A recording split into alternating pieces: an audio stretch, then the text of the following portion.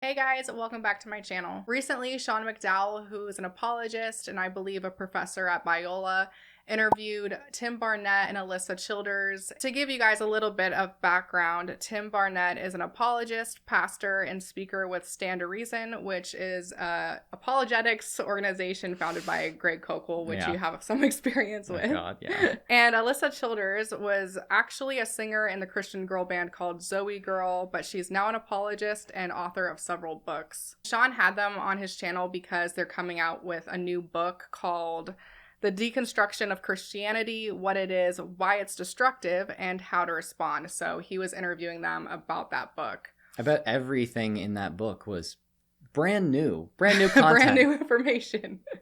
So clearly by the title, they're not a fan of the deconstruction movement. And I think it's important that we respond to this interview because the deconstruction movement has been really important for a lot of people to reevaluate their beliefs and find community after leaving the church. Yeah. So that's what we're going to do today. As a disclaimer, we're not going to be watching the entire video because it's an hour long. So I've cut out a couple clips, or not a couple. There's a lot of clips that we're going to respond to. And then there's some sections that I'm just going to summarize because, yeah, it's just very long. What is the deconstruction of Christianity? Are more people deconstructing today? And if so, how should we respond? Well, my two guests today have written a book together called The Deconstruction of Christianity that is not out yet, but I hope you'll consider pre-ordering it. I think the cause is a deeper issue. Yeah, that's a good question. What do you mean by deconstruction? Tell me why this book right now. Well, I think deconstruction is one of the greatest challenges to the Christian faith right now. And the reason for that is because some people might think, oh, well, it's atheism or it's progressive Christianity or it's this or that. And those are certainly intellectual challenges to Christianity, but they're different destinations, whereas deconstruction is the vehicle that takes people away from historic Christianity and into, they could land anywhere in the New Age or atheism or as agnosticism. And so I think that because it's really a methodology that takes you away from the historic faith, I think it's a really timely issue. And I also have a long history with this word because I've been thinking about it for probably about 10 years. And so it's just something that seemed to really connect and piggyback onto my previous work. And I was excited to work with Tim on it. So I agree with her that the deconstruction movement or deconstruction is a methodology. It's a tool. It's not an ideology. Right. There's no specific end goal with deconstruction. Yeah. Where you land could be completely different. You could be agnostic, or you could become an atheist, or you might remain a Christian, or even remain evangelical. Yeah. I don't agree, though, that the deconstruction movement moves you away from the historical faith. Number one, what is historical faith? Yeah. I mean, Christians all throughout time have disagreed on what true Christianity is or what true theology is. Yeah. So I don't think that there's one historical faith. So when she says that, I think she just means whatever she personally thinks is the historical faith. Yeah. There is no end goal with deconstruction, so it doesn't necessarily move you away from evangelicalism. Yeah. You can deconstruct aspects of evangelicalism and still be evangelical. Right. So what she said is just not true. Yeah. Yeah, I mean, the historical faith of the first 10 centuries of Christianity in Syria was something much closer to Marcionism, or what people might call Gnosticism. I mean, believing that the Jewish God was an evil demiurge and that there were all these emanations and such. And people are like, oh, no, that's just an uncommon permutation of Christianity, or not even really a part of Christianity. We've always known that's a heresy. Well, for 1,000 years in Syria, no. People thought that was really the real faith. People in Ethiopia still have a completely different Bible. Catholics and Protestants still actually have a substantially different Bible and different way of understanding Christianity. So, I mean, what's historic Christianity? That seems weird coming from a person that belongs to a type of Christianity that has existed for arguably no longer than like 100 years. Relatively young. Yeah. And the political movement they're a part of has only existed probably since the late 70s. Yeah. So it's like what the historical faith is or what the historical church is depends on who you ask. Right. What do you mean by deconstruction? Yeah. That'd be a good Well, place. I'll try to keep this really concise because I'm really sympathetic to your view. And really, frankly, you were kind to say just a few people. I would say most people are defining it, Mhm. at least in the well, I'll say this. Most people in the evangelicalism are defining it as you and others are. Whereas in my research, most everybody else is Yeah. defined in a different way.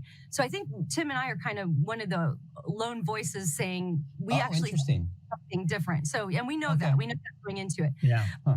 I'll keep this as concise as I can and just take you a little bit on my journey with the word. So, Okay. over 10 years ago, I went through a faith crisis that really brought me to the edge of agnosticism. I was intellectually persuaded that I couldn't trust my Bible, that the people that I think were real people in the Bible probably didn't even exist, that science had disproved a lot of the things that I believed. And it was absolutely an agonizing, horrible several years of looking for answers for a lot of questions. And I write, more extensively about that in another gospel. And I actually, in that book, used the word deconstruction because I started to hear that word Oh, deconstruction. interesting. And I was like, oh, that's what happened to me. I nearly lost my faith. I had this faith crisis. I had issues with evangelicalism. I saw kind of the dark side as a traveling musician. In some of the mega churches and things like this. And so I thought, well, that's what happened to me. Only I ended up believing. I ended up reconstructing a biblical faith. So she goes on to say that she realized that she didn't actually deconstruct, but from everything that she's saying that she, had issues with evangelicalism. She saw the dark side of evangelicalism when she was touring, which it seems to me she's saying that there are some things that she disagrees with and no longer believes. Yeah. That's deconstruction. I mean, yeah, you could pretty easily describe what she went through as deconstruction. I mean, like doubting certain things in the Bible, coming away from the way that or like dissecting and deconstructing the specific beliefs that you were programmed with about like the Bible and Christianity and science. And that, I mean, I think that counts. Yeah, there is no end goal with deconstruction. So just because she remained a believer doesn't mean that she didn't deconstruct. Yeah. And what I'm seeing, and we'll like see this as we watch the video more, is that she has a specific problem with the word. It's more of like a semantics thing and not necessarily an issue with like the actual process to a certain extent. They don't want anyone to deconstruct and like leave the church, but they're okay with like the process of questioning and having doubts. So you can process and have doubts as long as you don't change your mind. You can process and have doubts, and you can even change your mind about certain things as long as it doesn't go beyond what they think is like with what they think is biblical, what they personally think is biblical. Okay. So you can change your mind about some things. Yeah, just not things like that would make you leave the group. You can't like completely leave the evangelical church, basically. Yeah. So we'll see, but to me, she has a problem with the specific word. Well, when I started to talk like that on social media, deconstructionists would say, you didn't deconstruct because you still believe X, Y, and Z. And nearly every time I would use the word deconstruction to describe my process, they would say, no, you don't understand it. If you think that you can believe that you're a sinner that needs to be saved, that, by a guy hanging on a cross and that his resurrection had to be real in order for it all to be true, then you didn't deconstruct. You need to go back and start over. And so I began to really think about the word over the course of the past really several years and spending quite a bit of time in the deconstruction hashtag and in the evangelical hashtag, because that's where a lot of this is going on. That's right. And realizing that actually I don't think I did deconstruct. And that largely has to do with how I think deconstruction is defined. And so here's what it is. And this is the thing I love about what you do, Sean, and we got to meet John, Tim, and I and do a little panel with him, is we agree on so much. We agree on that we don't want people to leave the faith. We want people to follow beliefs that are true. And so we're totally united on that. But what I see happening is that people are describing and defining deconstruction to mean everything from maybe changing your mind on eschatology or watching a Mike Winger video and changing your mind on women in ministry or something like that. Like all the way, they're using the word to define that, all the way to completely leaving religion altogether. Well, and so it started to occur to me, well, if the word means everything, then it means nothing because it's just a catch-all term that just can mean anything. So that reminds me a lot of when Jordan Peterson said that climate science is nonsense because climate can mean everything and anything. And it's like you're just kind of using semantics in order to say something that serves your narrative, ultimately. Yeah. And like, again, it's a methodology. It's not an ideology. You're not committed to a conclusion when you use this tool to reevaluate your faith. And she's said this.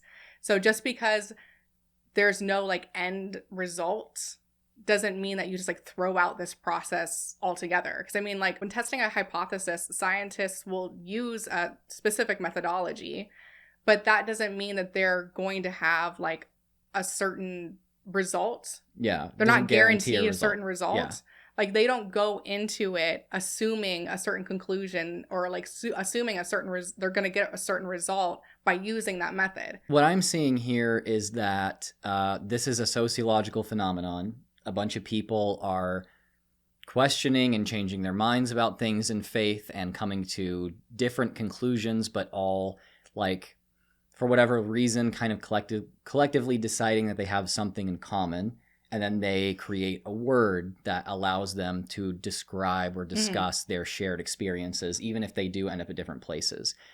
And then it sounds like because it is a messy, broad thing that doesn't lead you to one specific conclusion, she's saying like, well, it doesn't really have a real meaning.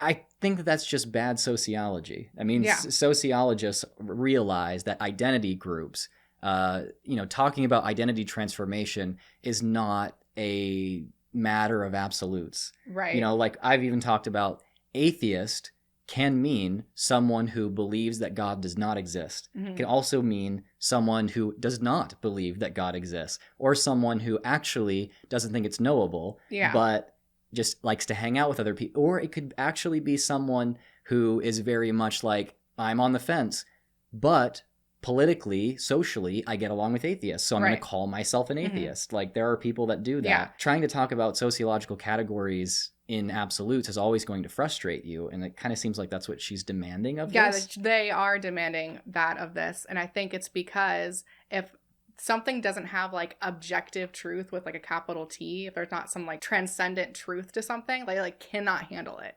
It's something has to have an objective definition at the very least for them to consider it legitimate. Yeah. And I mean, I can totally understand that it's frustrating. I'm sure being online with people telling her that she didn't actually deconstruct because she's still a believer or still believes that Jesus died on the cross or whatever. But like, those are people on the internet. Like I don't think saying like, oh, there's some people on the internet that said this means that that is what deconstruction is. What I started to ask is, when there are people who are saying, no, I believe the Bible is the authoritative word of God.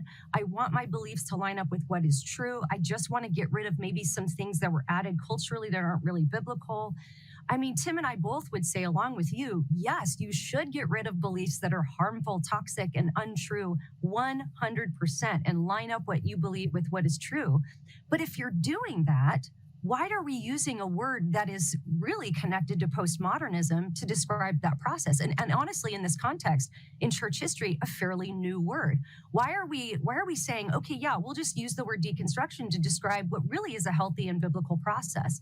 So that's what kind of led us away from thinking that there could be a healthy deconstruction because of how the word is manifesting in culture and online, and as it's connected to its postmodern roots. And we can go into, deeper weeds with that stuff if you'd like to. But I think that what I'd love people to know is that if you have a high school kid that comes home from camp and they say, Mom and Dad, I'm deconstructing my faith, don't panic. Just ask them what they mean by deconstruction. Because most likely that teenage kid is using it, as a lot of other evangelical kids have kind of been thinking about using it, just to mean like, I want to be a real Christian. I want to be a Christian that follows the Bible, that follows truth. And if that's the case, encourage them to pursue that journey and do that. Make sure your faith is your own. Don't just believe everything your parents taught you because that's, because they're your parents. But maybe ask them, why are you using the word deconstruction to describe what really the Bible already tells you to do for yourself? And I think that's probably a good way to open up that conversation. That's why Tim and I argue for the word reformation. I think it's a healthier word. It's a word that's disconnected from so much of the toxicity online. And then we can encourage young people, hey, reform your faith, always be reforming your faith, but reform it according to truth and according to scripture. So that sounds like they don't want to use the word because they would be sharing the word with people who don't believe exactly what they do. Yep, exactly. Right. That is the real issue. That is the real issue here. They don't like the word because people who have left the church use that word too to describe the process they went through to get where they are. And so like they want to have their own word. Well, they want to define themselves. They want to have an identity that is separate from non-believers, even if, you know, the non-believers are not defining the word as a destination, but rather a methodology. Yeah. So, I mean, I guess I can understand that from their perspective, but it is kind of like a little bit like, wow, you can't stand non-believers so much. You can't even share a word with them. You can't share a word with them, even if it accurately describes you. Yeah. It seems like they don't have an issue with the actual process as long as you don't completely leave evangelicalism. Yeah. But they don't like the word because it's associated with non-believers, so they want to come up with this reformation instead to replace it. But also to address like the postmodernism thing, the word deconstruction did come from that. I'm pretty sure that's like a postmodernist way of like analyzing literature. Yeah. But that's not how generally deconstruction like is colloquially used. Yeah. It really just means reevaluating your beliefs. That's pretty much, that's how people use it. Like taking it apart piece by piece in order to potentially put something back together the same or differently or whatever. Yeah, I don't really think that people are actually trying to reference like postmodernist critique of literature. No, I don't think so. My question is like, if that's not how the word's being used, like why do you care if it has, you know, it's also used in postmodernist thought? Like, so what? Like, why does that matter? Yeah.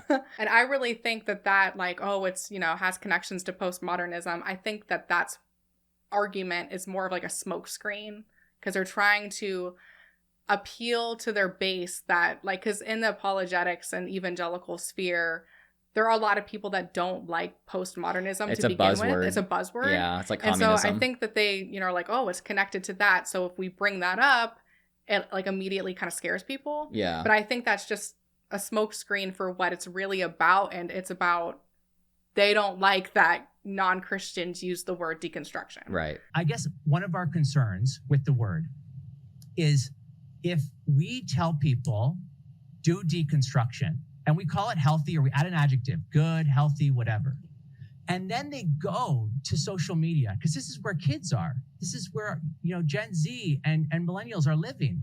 And they type in, I just today was on hashtag deconstruction on Instagram, and you are teleported into a world that is so antagonistic to Christianity and to the word of God.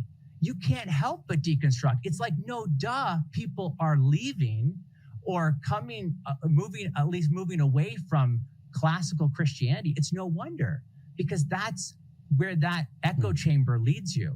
So yeah, again, it seems like they have a problem with the word deconstruction being associated with like people that have left the church. Yeah. You wouldn't want to encourage your child to, or maybe allow them to use the word if they could type it in and potentially see non-Christian content. And they're like, hey, I'm also, you know, I relate to these people. They are trying to shield their children from ever seeing that non-believers exist is what it sounds like. Yeah. And my thing is, they're supposedly instilling in their children strong beliefs and building up their faith. So why should they be concerned about their children merely seeing that non-Christians exist? Like, if their faith should be strong, right? So like, if your faith can so easily shatter by just seeing that non-believers exist at all, then was your faith really that strong to begin with? So they do go on to clarify later in the video that they don't mean that they want to completely isolate their children from seeing deconstructionists that have left the church, but they say they want to expose their children to deconstructionists after they first tell them that deconstruction's bad. Yeah, the William Lane Craig methodology of educating young people. So they want to plant the idea that deconstruction is bad in their heads before they actually even interact with anyone that's deconstructed. Yeah. Yeah, that kind of tracks with the whole stand to reason method of, teaching classes about atheists and like what atheists think and what it's like to be an atheist and all this stuff. And it's all just, okay, if you meet an atheist, follow this script in order to say this to them. And you shouldn't have unscripted conversations or relationships with atheists. Atheists are always to be opposed, right? Yeah. And yeah, Tim Barnett is somebody who has defended that organization when I have said that's an incredibly dehumanizing and unethical way to try to educate your audience. Yeah. It's just indoctrination. Like if we ever had children, I wouldn't like preemptively tell them about Christians and like warn them against, interacting with Christians, or tell them that they like brainwash people or that anything. they have to follow a script when they talk to Christians. Yeah, I would just let them interact with Christians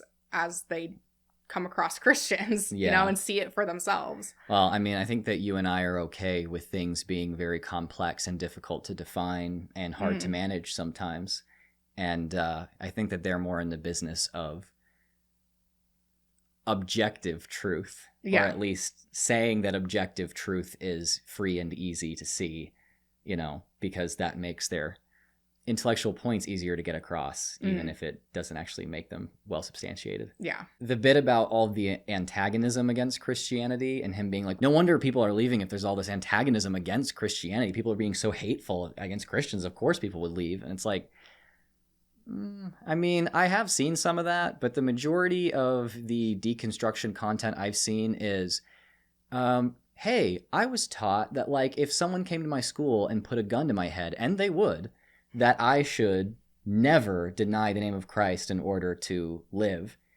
I think it was abusive to have murder fantasies, instilled in me when I was 7. Yeah. And so I'm deconstructing the way that authority, I think, works within Christianity. And they're like, that is so antagonistic. Well, authority, and I think we'll see this later in the video, authority is like everything to them. Yeah. If you question authority, you're really doing something wrong in their opinion. Yeah. And also, like, is it really people being antagonistic, or are they just existing and they're, don't like that people just exist as non-believers online, and they take that as antagonism? I mean, when I made a response to Stand to Reason, I had even a private conversation with Sean McDowell about it, where I was told that I was basically clickbaiting and being antagonistic purposely against Greg Koukl.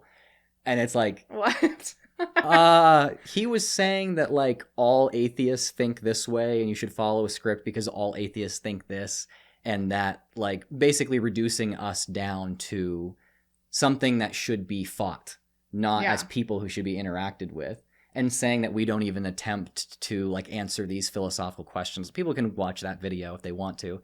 But yeah, I was blamed for being antagonistic when I was actually pushing up against like a multi-million-dollar institution. And also, I'm sorry, you have no room to say that someone's being antagonistic when you literally believe that this person that you're trying to talk to is going to burn in hell forever just for believing something differently, and that they're, being possessed by demons. Yeah. Like you cannot tell that person they're being antagonistic when you believe that at the same time. Right.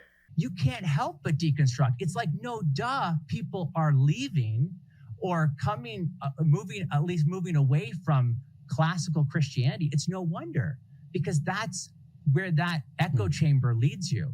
I mean, there are very few posts from Elisa or Sean or whoever in the hashtag deconstruction world. It's mostly these other people, these other voices, like the Naked Pastor, and we could list the names. Have they not considered that there's a lot of people leaving evangelicalism, and there's less voices like Alyssa's and Tim's, because people are just realizing that the teachings of the evangelical church are harmful? Like, have they not considered that maybe the problem lies with evangelicalism and not with the deconstruction movement? I mean, as far as what I've seen, the apologist's job is to make the same old turd, let's be honest, bright and shiny for the next generation of people who will pay them to say that. And I'm not saying that like they're not genuine. I think I think these three are totally genuine. I totally think they believe everything that they say. I mean, Sean's like a millionaire, but he believes what he's saying. He just gets really well compensated for it. In my opinion, apologists are like God's lawyers. Their entire job is to find any evidence that bolsters their case, and they will discount or discard any evidence that goes against their case. Yeah, my only sticking point with that is that they are their trustees of their organization's lawyers. Oh, they are yeah. servicing the conclusions that this group of people has arrived at prior. Right. Yeah. Right. Yeah. That's yeah. Joe, look, you didn't really deconstruct because you're still an evangelical, this kind of thing. So what we're saying is, you know what? We have a word that we think is maybe more descriptive of what we want. You guys have your thing. We actually hope that the deconstructionists will agree with some of the ways that we have described deconstruction in our book.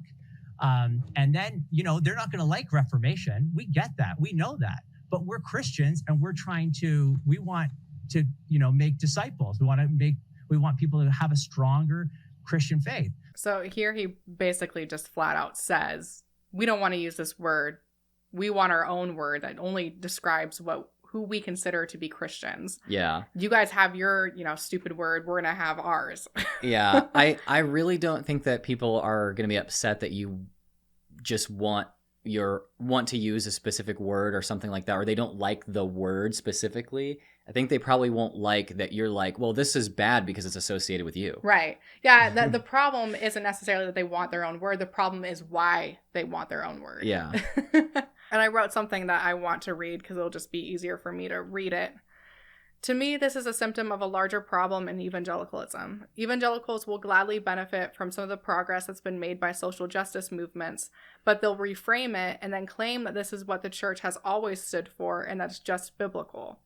As an example, evangelicals, people like Girl Defined, will talk about the dangers of purity culture or will take from the work of feminists, but then will claim that this is just biblical teaching and simultaneously condemn feminists. Yeah. Basically, they're trying to steal from this movement of deconstruction that they didn't start, come up with another word for it, and then at the same time condemn those that started this movement in the first place. Right. They are saying that questioning is good. Like, you should question, you should come away from certain cultural beliefs. There are adulterations of Christianity in the church.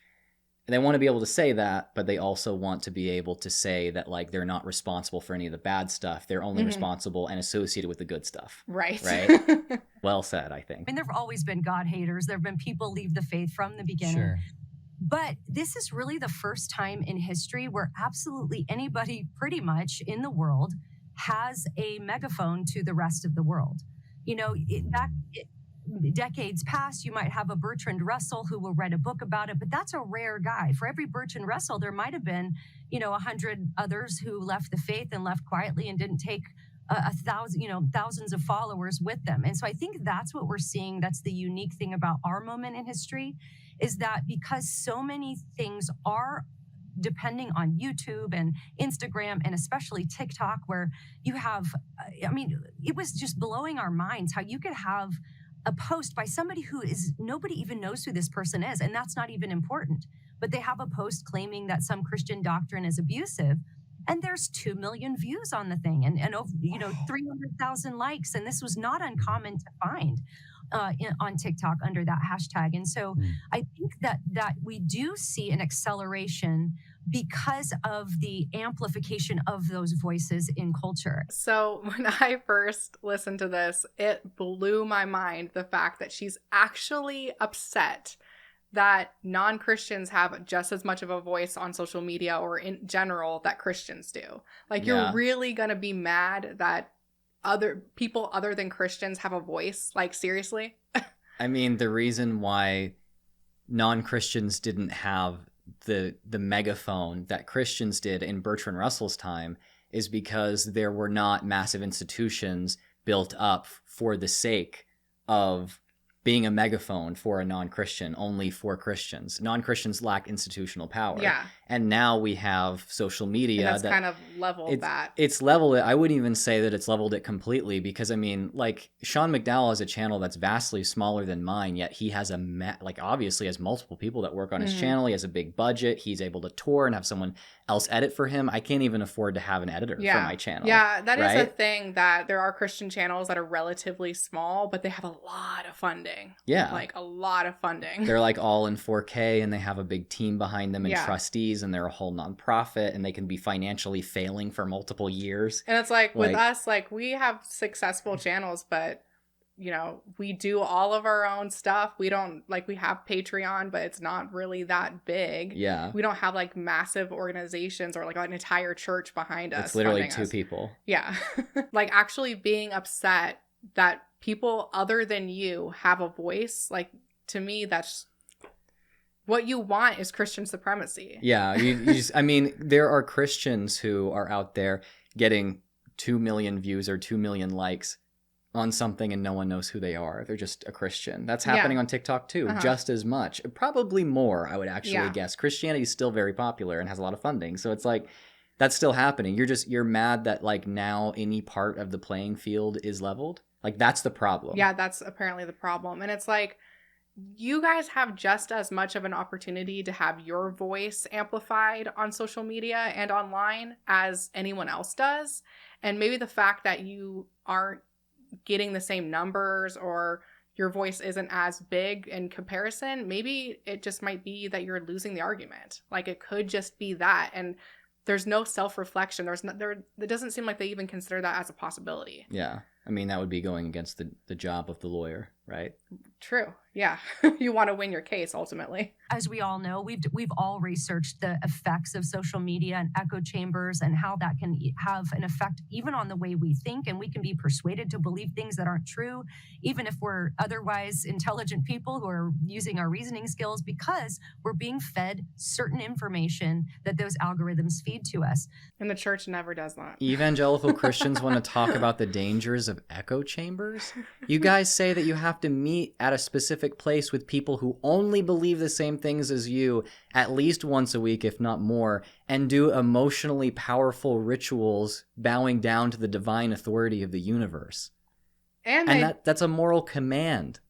And they just said that they don't want their children to even see that non-believers exist online, or that non-believers having even the equal opportunity as Christians is very unfortunate and is driving things in the wrong direction. Like, yeah, echo chambers are bad, but I mean, the level of hypocrisy in saying something like that is staggering. So insane. Yeah. I mean, Sean talks about tons of different topics on his channel, but he only ever has experts from the Christian world to talk about a wide variety of subjects. Like, I'm a skeptic channel, and the vast majority of scholars over the last year that I've had on my channel are actually Christian.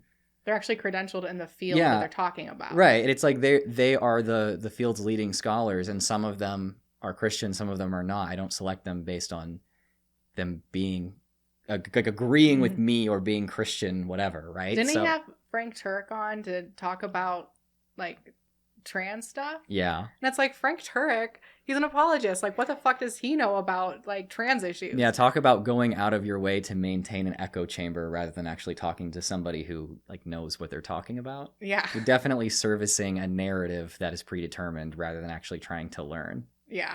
Tim, let me ask you this, and I want to come back to you on this, Lisa. I want to know what both of you think. Do you think most people who deconstruct, if you can say most, if not many, were ever in the faith? And before you answer, because I realize this is a dangerous question going on the record, I will tell you what I think from my experience. I don't think most were. Now, I'm going to get some hate mail for this. Some people are going to really critique me, and there's 2 reasons why. I'm not saying all. That's not my point. I can't judge anybody's heart.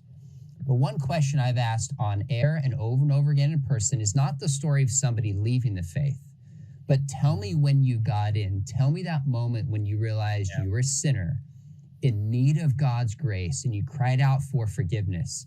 It's incredible how many times, the vast majority of times, I get a blank stare, which tells me you are part of the club sociologically, but maybe not fully in the faith. Yeah, they both agree that with Sean, that most people that deconstruct weren't ever real Christians. Right. And You can't come to any other conclusion, or else you're letting down your trustees, your community, right? So I actually watched Apologia video about this same interview, and he made the point that they're claiming that the deconstruction movement is harmful because it's leading people away from the faith, Right. and that it's destroying Christianity. And then they also claim that if you deconstruct and leave the church, that you were never a real Christian to begin with. You cannot hold those two same beliefs. Yeah. You can't. Yeah, Like, they don't those work simultaneously. Are opposing. Right. You cannot say that people who deconstruct were never real Christians, but then also say Look at all the Christians leaving. Yeah. Because, like, why? Then it doesn't matter then, because anybody that deconstructs was never a real Christian to begin with, so it doesn't matter. Yeah, they want to maintain the idea of the permanence of true faith. They also want to paint people who are speaking negatively or speaking in any way that questions them as enemies at the same time. So they want to do both of those things, and their bits of rhetoric contradict. The problem is, that's the job of Christian apologists, is to play word games that allow them to have their cake and eat it too. Yeah, Like, that's exactly what they're doing the right point. here, is they're having their cake and eating it too. So yeah, I wrote, if most of those who deconstruct weren't really Christians to begin with, then why are you concerned about deconstructionists destroying Christianity? They were never real Christians, right? So they can't be destroying Christianity if they were never a part of it to begin with. Did you find it really odd that Sean says, I can't judge anybody's heart, anybody's, not even a single person's heart. But also I know this for sure. But I know that the majority of people, or I think that the majority of people, in other words, I judge the majority of people's hearts. Yeah. And I also don't judge anyone's heart because I can't. Yeah, this is one of the main reasons why I, having worked with Sean before a couple of times, won't work with him anymore, is that Sean is the bright, shiny, smiling face that is slapped onto an institution that is not shiny and happy and smiling. It is using complete doublespeak in order to get across its same old points. The whole thing is a game. Right. I mean, it's like, I care about logic and reason and science and coming to the truth more than anything. That's his whole brand. I care more about the truth than anything. And then they say the same thing over and over and over and over again, no matter who they talk to, no matter what experts say, no matter what different data there is. It's always the same conclusions over and over. And then they'll also prop up things that completely contradict each other. And then when you say that, they will be like, that's so interesting. If someone was mean to you, we have got to do better. And then they don't change at all. Yeah. I think the problem is that Sean and like maybe other apologists think that they're all good and okay as long as they're nice.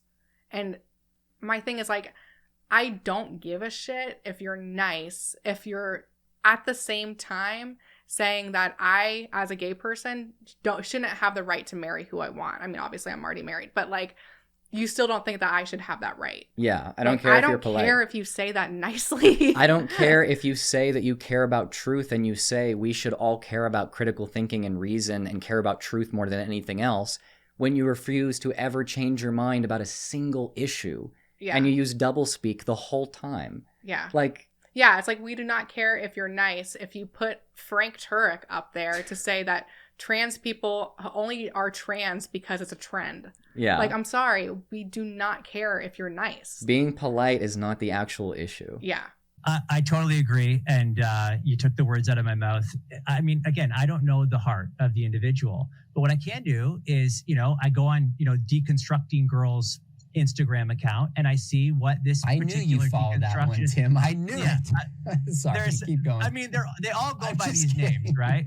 And that's a real account. And I know it is. Deconstructing Girl is she put out, we red penned it. She said the primary belief of Christianity is child sacrifice. That's the central belief. And I just think, and then in like the comment, she wrote, there's no coming back from this one kind of thing. And I'm thinking, first of all, I mean, this is easy to respond to. But second of all, this is someone who says they were a Christian, and yet they think that our central belief is that in child sacrifice. I mean, my 7-year-old can respond to that challenge. My 7-year-old knows that Jesus was a full-grown man when he gave his life on a cross, and he willingly gave that life. For God so loved the world, he gave his one and only begotten son. Like, just because Jesus was an adult when he was crucified on the cross doesn't mean that he wasn't God's son or God's child. This is it's so funny. This is like actually really classic red pen logic, which is his like specific ministry thing. One time I said like God sacrificed himself to like appease himself, basically. And I got a red pen logic response, and he was like, the father sacrificed the son in order to appease like the debt that the father like created, basically. And I was like,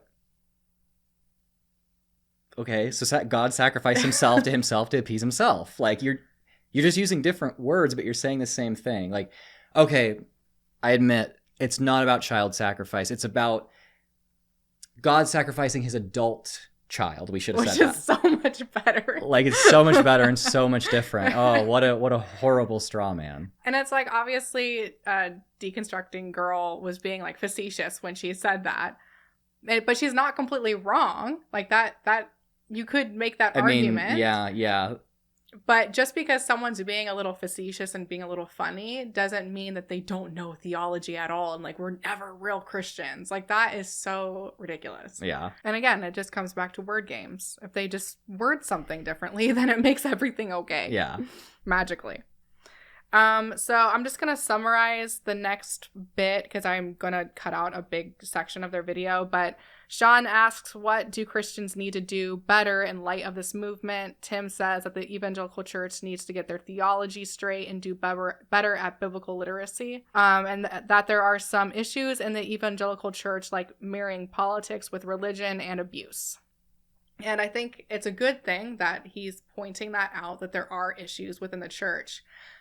But a lot of those issues were brought to light because of the deconstructionist movement. Because of people kind of breaking the door down from the outside, not the inside. Not the inside. I wrote, have they never entertained the idea that maybe the evangelical church is the problem and that there's something inherent to evangelicalism that lends itself to these types of issues? Yeah. It's something that they never once seems to cross their minds. And they definitely don't treat things as systemic issues very often. And if they are willing to treat it as a systemic issue, it's we haven't gotten our point across clearly enough. That's really what the issue is. It is really funny to hear like, oh, biblical literacy is a problem from someone who, I don't know if Tim Barnett is like a young earth creationist and like, someone who believes in like the rapture and things like that. But like, as far as I understand, that's maybe not the rapture, but the young earth creationism part, like that is what Greg Koukl believes. And like, that's his boss. Right. I mean, they don't believe that any parts of the New Testament were pseudepigraphy. Like they don't see the Bible in the way that the vast majority of scholars, Christian or not, see the Bible. So, I mean, a huge part of my part of the deconstruction sphere has been encouraging biblical literacy by bringing on people to talk about the Bible. And most of those people have actually been Christian, by the way. Yeah.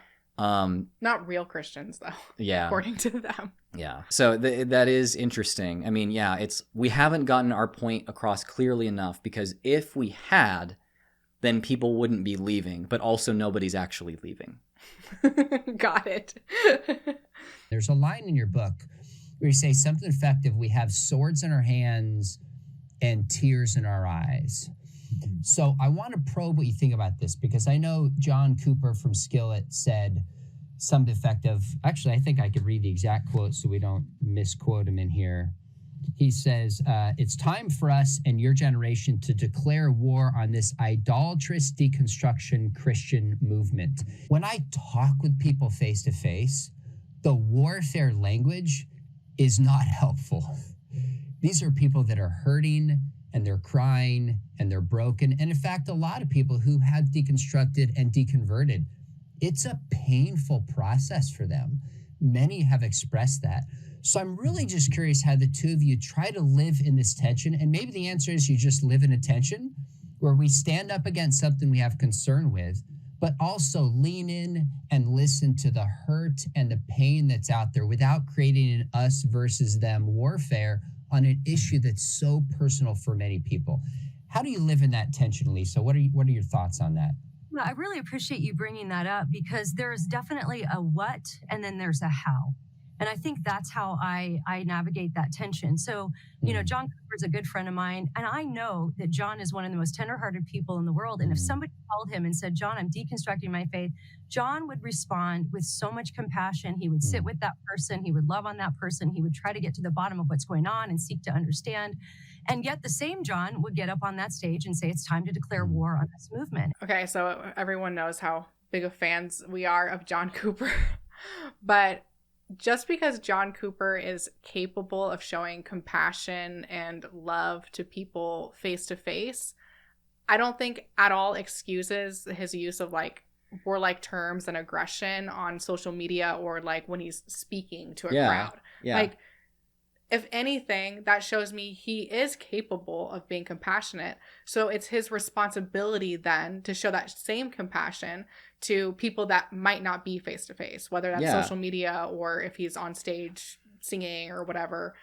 That's his responsibility. Just because he is nice sometimes doesn't mean, oh, okay, we can just like forgive him for being so aggressive. Yeah, I mean, when you're up on when you have some kind of platform and you're influencing thousands of people at a time, don't you have more of a responsibility to show love than to declare war than when you're one-on-one with someone? I don't understand.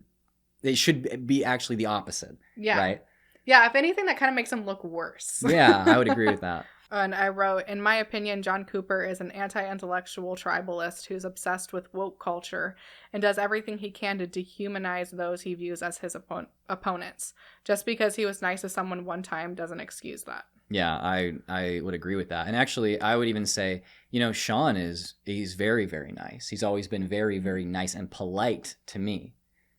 Does that mean that he is not propping up systems of abuse? No, he's directly supporting and enabling abuse every day. That's his job. That doesn't mean he's not polite, but being polite doesn't really matter. That's not an excuse. Yeah.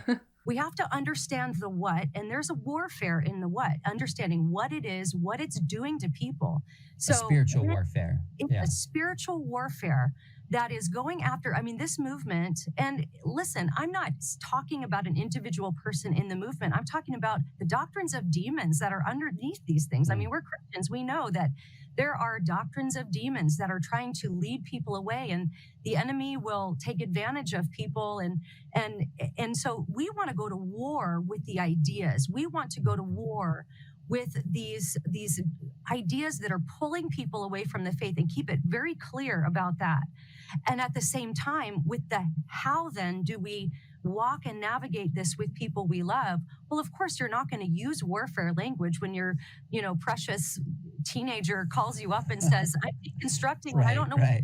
more. My youth pastor, was abusive to me. Well, goodness, you're not going to use warfare language with that person at all. But I would still have that war in the back of my mind, though. I am going to war by ministering to this person, by meeting them where they are, by showing them compassion and love and trying to understand and truly minister to them. That's another way of doing warfare as well, is to speak truth into the lies and bring clarity for people who are genuinely hurting. Yeah, that's just saying like, well, as long as we're polite, then we're not really dehumanizing people. We're not really making it us versus them. We're not being tribalistic as long as we use polite words in person with people one-on-one.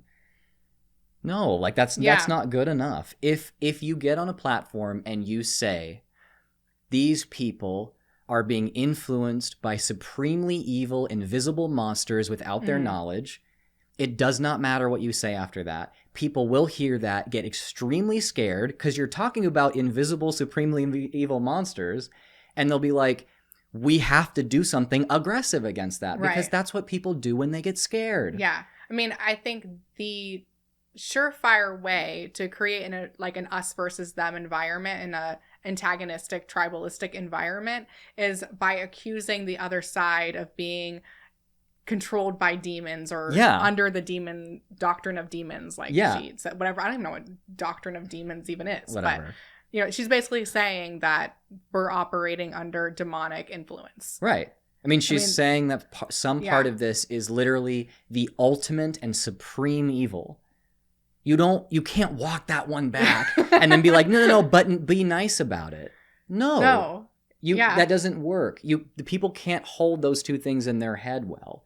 I mean, I think that like the things that I'm dealing with when I speak against, say, someone like Matt Walsh is really bad.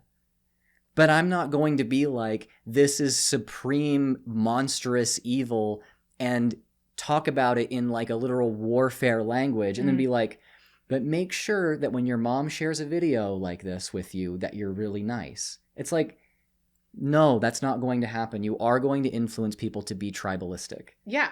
That's still going to happen. You have to do one or the other. Mm-hmm. You can't do both. Okay, what do you have written for this one? I have so many notes, so it's kind of just easier for me to read them.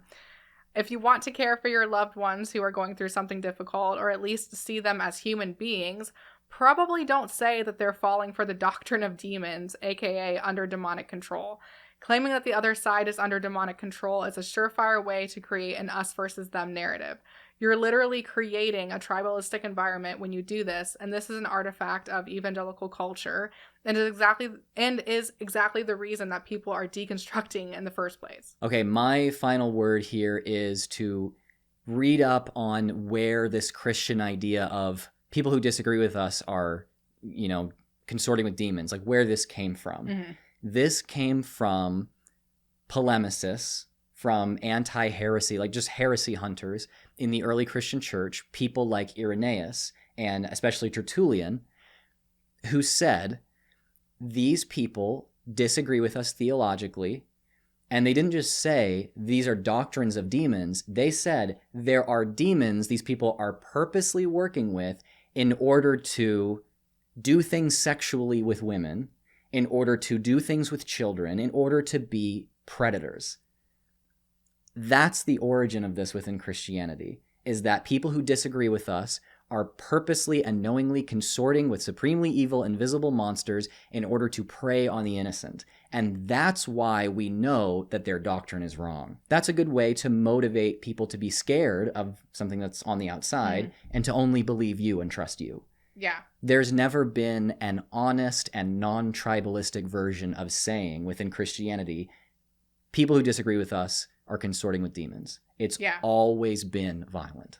Yeah, and like also we can see that people use that same argument not just within like Christianity or within discussions about religion. When it comes to politics, people on either side of the political spectrum are constantly accusing the other side of being under demonic control and saying that they're demons and stuff. It's like that is your go-to thing to say if you're like trying to paint the other side as like these horrible, awful people and trying to create an us versus them narrative. That is like the go-to. Yeah, it's I mean, that's why we have the term demonize, Yeah. This is actually one of the main ways that Putin has radicalized people in Russia against Ukraine, is to say that there are a bunch of Satanists controlling the government of Ukraine.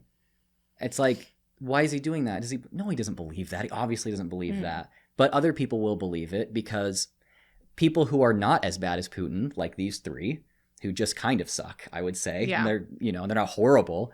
Like they're willing to do this and people will believe it. Okay, so I just need to summarize the next section because I'm not gonna include it. It's too long. Okay.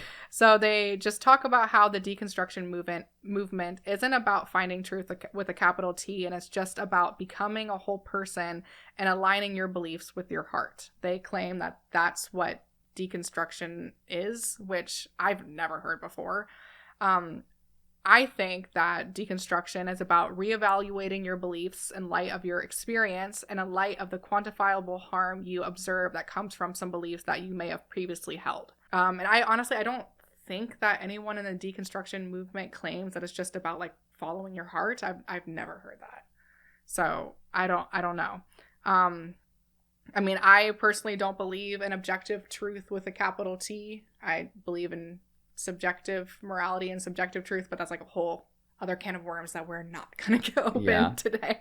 Sean also tells this story about him asking a group of atheists, if a God existed, would his opinion be more important than yours? The atheists asked a bunch of follow-up questions like, what's this God like, etc. Sean was stunned that they asked follow-up questions because apparently just asking questions is wrong, according to Sean.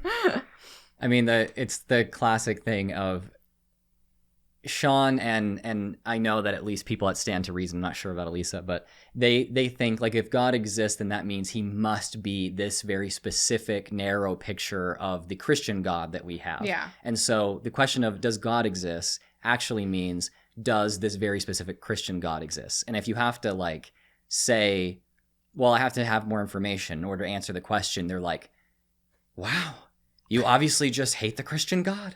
And it's like, no, I just don't make the same assumptions as you do. This God could be evil for all we know. Yeah. Which, by the way, there are actually a lot of Christians who believe that there was an evil God that ruled the earth, like I talked about earlier. But that's not the historical faith or historical Christianity. It may have come thousands of years beforehand and may have been around for thousands of, or hundreds, the greater part of 1,000 years longer than evangelicalism and even Protestantism. But it's not the historical version of Christianity at all. It's interesting that they would complain about the deconstruction people, not caring about objective truth with a capital T and that not being their objective and all those kinds of things. When if you look at the actual sociological evidence for why people typically believe in God and why people typically join conservative or remain in conservative faiths, it's for sociological reasons. People very, very, very, very rarely actually cite, I believe this for intellectual reasons. Then, as far as I can tell, and I've covered this on my channel, the main reasons why people tend to practice religious rituals is because they have the ability to help you when you've experienced trauma. Mm-hmm. And when you've experienced trauma, that is often when you're the most likely to use them for a long period of time. Yeah. People are most likely to believe in supernatural agents because they have basically witnessed other people make costly sacrifices for their belief in these supernatural agents. It doesn't have anything to do with, legitimate or verifiable evidence. It has to do with signals that other people give them socially. And it also seems that people tend to stick to conservative faith traditions because there are more rules, there's more structure, there are more consequences for leaving, and there are more sacrifices that you have to make for being in, which psychologically primes you to stay in. None of that has anything to do with chasing truth with the capital T. Now, if you actually look at studies of why people tend to leave Christianity, especially Protestant Christianity in the US, which is basically what they're talking about, the main reason that is cited are cognitive reasons. People not believing it, not thinking that it is true. Is that like chasing truth with a capital T? Maybe not. Like maybe that's not really what that is. Is it closer to that than everyone around me believes it? Yeah. It's a lot closer to that. So for them to say, for them to have this purity test of intellectualism for the deconstruction movement, when sociological studies bear out so clearly that what they think and their tribe is just bonded together through social practices, not like objective truth with a capital T, that's just hilarious and ridiculous. Sean covers sociological studies and things on his channel enough that I'd think, what are you doing? Yeah. It's ridiculous that you don't acknowledge something like this. Yeah. That's got to nuance your opinion. Well, we'll kind of get to this in this last part of the video, but Alyssa at least seems to think that people that deconstruct don't do so for intellectual reasons. They do so for emotional reasons, and that they just give intellectual reasons, but there's some sort of reason beneath the surface that's emotional. Right, yeah, probably the demons. Are there any other questions either of you, this is an open question, so to speak, like to ask when you're in conversation with deconstruction, somebody who's deconstructing, just to bring clarity? Well, I think one of the questions I like to ask is any kind of question that's going to get at the heart of where the doubt is coming from.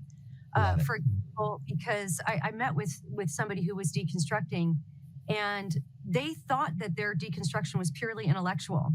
And so, but as I asked more questions, what they were doubting, it wasn't like, oh, well, I listened to this, scientific lecture on evolution, and I couldn't reconcile that with what the Bible said, and I really would love resources on how to do that. And I mean, you might hear some of that, but most often moral sort of objections. And so what I pointed out to this person, what is your issue? Well, it's with the Bible, the reliability of the Bible. Well, can you be more specific? What is the actual issue? Well, I don't understand God's character as he's written about in the, well, that's not an intellectual problem. That's a moral problem. That's an emotional problem.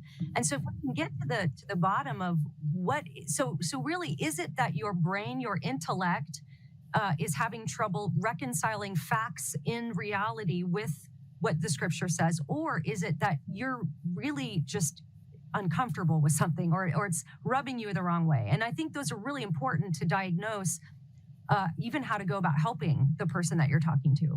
What I'm getting from what she's saying is that she talked to someone who's deconstructing, who said that they're having a hard time reconciling the character and morality of God as described in the Bible to our like current standards of morality. Yeah. And apparently, like, how is that not intellectual? Because to me, that seems like a very intellectual pursuit. I mean, saying that, like, the morality of God as described in the Bible doesn't seem to line up with what the standards of morality we have today, isn't just like, oh, this rubbed me the wrong way, as she's describing. That's an intellectual pursuit, in my opinion. So she's saying if you do moral reasoning that leads you away from Christianity, then that's actually an emotional problem. Okay, if you do moral reasoning that keeps you in Christianity, that's an emotional problem. You're emotionally dysfunctional, and that's why you're a Christian. Like, that's the same thing. So, I mean, when William Lane Craig says... To me, I think she's just relabeling it, like, emotional, just because she doesn't... Because she wants to. Yeah, I mean, it makes it seem less valid. Yeah, exactly. When you do that. But, I mean, she's not actually changing the substance of what was said or dealing with the problem in any way. Yeah. Also, apologists just love to say that anyone who's deconstructing or deconverting did so purely for emotional reasons, and that's a bad thing, apparently. Yeah. But then they also praise people that convert to Christianity for emotional reasons. Yeah. And again, this is, you cannot have these two beliefs at the same time. Yeah. These are opposing beliefs that you have. Yeah. These contradict each other. I was really, really struggling, and my life was so difficult. And finally, I just gave in and I said, God, please just teach me, how to be with you and live with you. I accept you into my life. And then things started to get so much better. And they'll be like, wow, what a wonderful testimony. And they don't even question it. They're never like, oh, you need to have some intellectual reason. Like, why are you only doing this for emotion? They never. Yeah. There's never a purity test for going in, but there's a huge, super strict purity test. It's like you have to have a out. PhD, basically. Yeah. Like, you have to have a PhD level knowledge and theology in order to deconvert. But all you have to do to convert is just say that you believe that Jesus died for your sins, and that's it. Once I had ex-Muslim Imtiaz Shams on my channel, and he said Muslims will basically have this standard. To join Islam, you have to say the Shahada. To leave Islam, you have to have a PhD in it. Yeah, exactly. Right, that's what this is. How many times did we see them brandishing statements that were actually completely contradictory in this? Yeah, multiple times. Maybe we should recap the contradictory statements. So let me know if you think of of any more than this. So you can come to Christianity for emotional reasons, but even if you say it's intellectual reasons that you're leaving or just kind of redoing your Christianity, then it's emotional reasons, which is invalid, right? Yeah. Also, deconstruction is destroying Christianity or hurting Christianity, and people are leaving Christianity. But also, the vast majority of people who are leaving Christianity were never Christians in the first place. So no one's actually leaving Christianity. You can't judge anyone's heart because you can't know anyone's heart. But most people, you're pretty sure you can judge their heart, right? Yeah. You know, they say that anyone who deconstructs really just didn't know theology or weren't really part of the faith to begin with. But the reality is deconstruction is leading a lot of people to leave the church, and that scares them. Yeah. And so I think that this book really is just kind of like a smear campaign against that community, against this movement that's in a lot of ways really helped people and helped them better their lives and better who they are as people.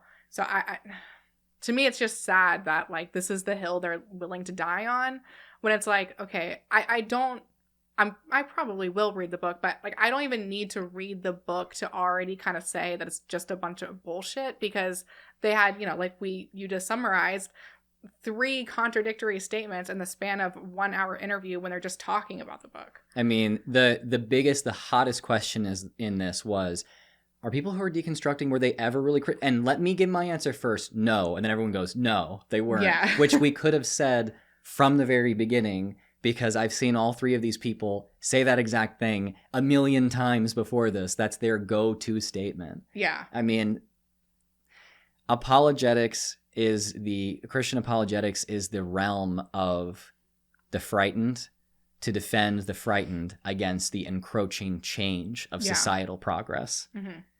And I would just say to these 3 people here, maybe just do some time to reflect on yourself and reflect on what you're involved in, and maybe consider the possibility that maybe the deconstruction movement isn't the problem, but evangelicalism is.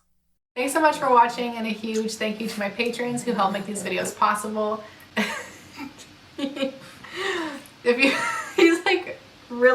He's like completely sitting down. You have to support some of your own body weight. If you like this video, please be sure to subscribe and ring the bell.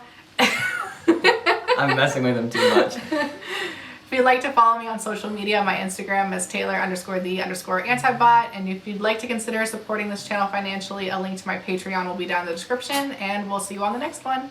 Say bye.